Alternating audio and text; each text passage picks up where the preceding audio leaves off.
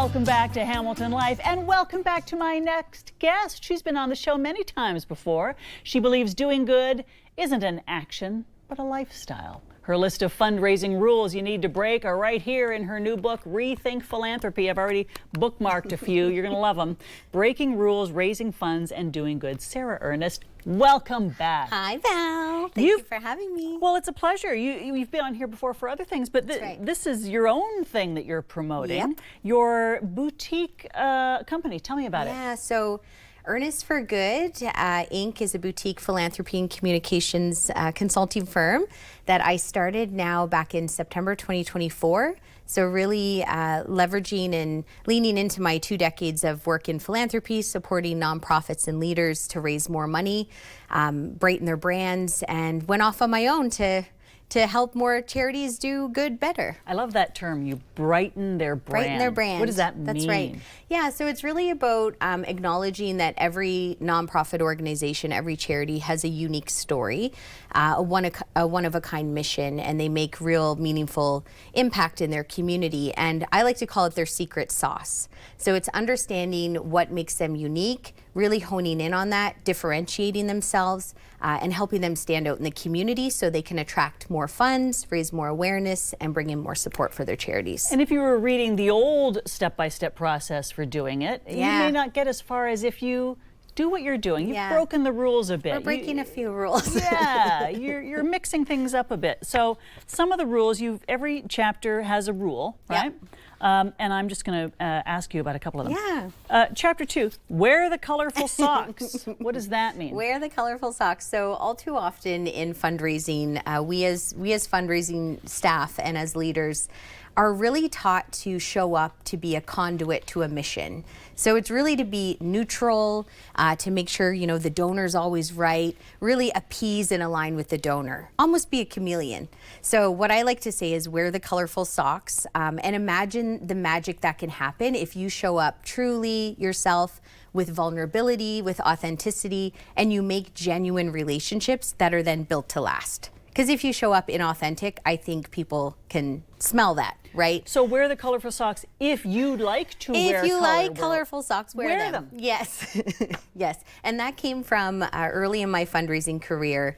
I remember I was a coordinator and I was reading an article from an established philanthropy organization in Canada, and they talked about how fundraisers shouldn't wear colorful socks. What? And that the donors should wear colorful socks. And I was sitting there in that moment in my sundress, my bold print, my pattern, my lips, and my kitten heels, and I was like, oh no, did I get into the wrong industry? What do you mean I can't wear I love colorful socks. I want to wear my colorful socks. So that really originated out of, honoring authenticity, showing up as yourself, and then you'll attract in what's right for you. It's real. Yeah, it's real. People give to people, not causes. Bingo. That's the difference. The chapter 16 is titled Shut Up. That's right. Shut up. Not you, Val.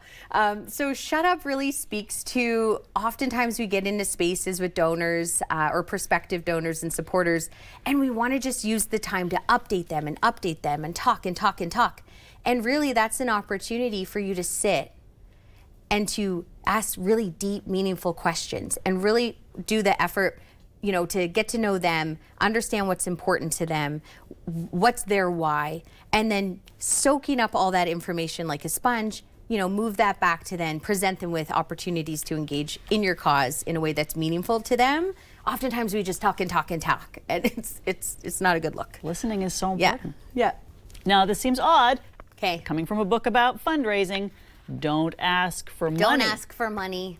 Don't ask for money. I know.